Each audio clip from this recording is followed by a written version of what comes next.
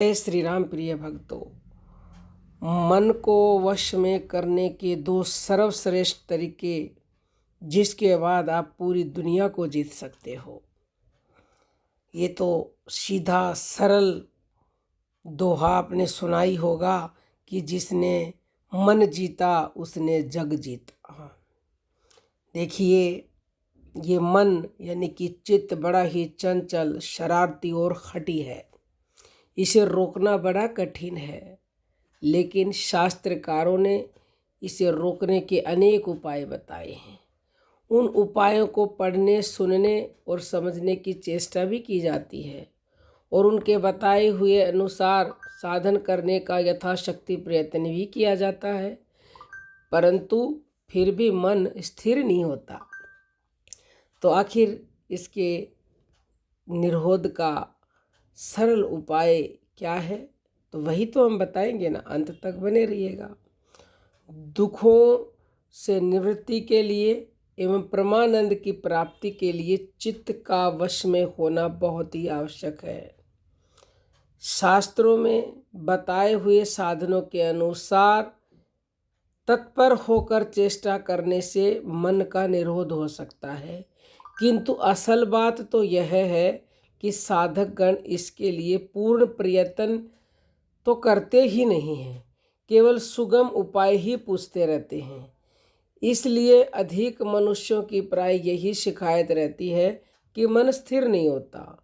शास्त्रों में जो वर्णित है वो चित्त को निरोध करने के अनेक उपाय हैं। उनमें से किसी भी एक उपाय को जो आपको सुगम पड़ता है उसको आप निरंतरता से अपने जीवन में उतार लोगे तो आपका चित्त जो है, आपका मन आपके वश में खोने लगेगा।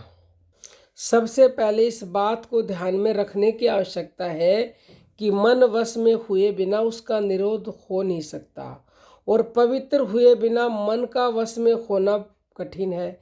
इसलिए सबसे पहले मन को शुद्ध बनाना चाहिए। उसकी शुद्धि के लिए हमारे संतों ने एवं भगवान ने अनेक साधन बताए हैं।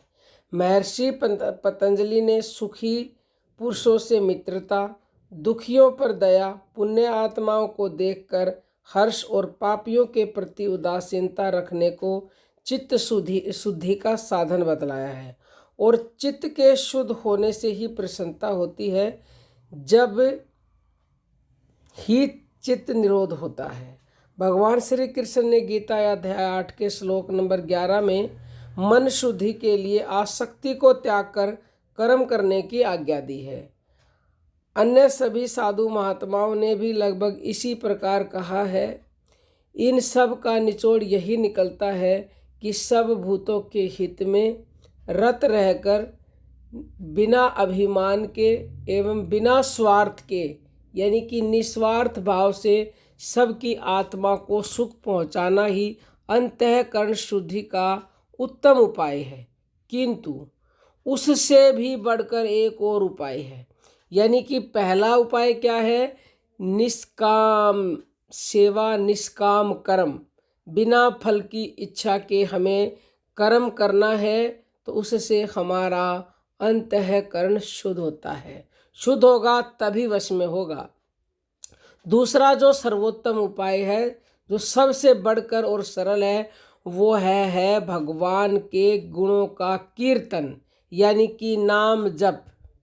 बृहदनारायण में लिखा हुआ है कि बिना इच्छा के स्पर्श करने पर भी जिस प्रकार अग्नि निश्चय ही जला देती है, उसी प्रकार दुष्ट चित्त वाले मनुष्यों द्वारा भी स्मरण किए हुए हरि पापों को हर लेते हैं। गीता अध्याय 9 के श्लोक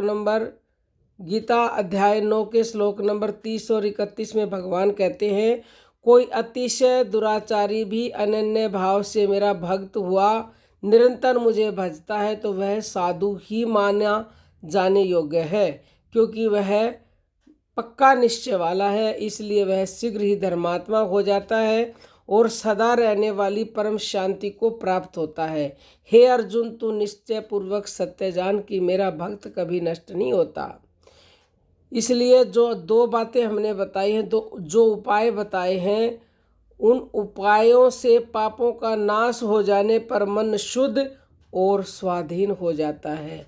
फिर एकाग्र और निरोध हो जाना तो अत्यंत ही सहज है। इस प्रकार शुद्ध और स्वाधीन हुआ मन परमानंद प्राप्ति के योग्य बन जाता है। तो देरी किस बात की है? जपिए हरि नाम को, निरंतर जपिए और कोई भी कर्म करो निस्वार्थ भाव से करो तो 100% मन आपके वश में होगा। अब हम अपनी वाणी को विराम देते हैं। जय श्री राम प्रेम भक्त।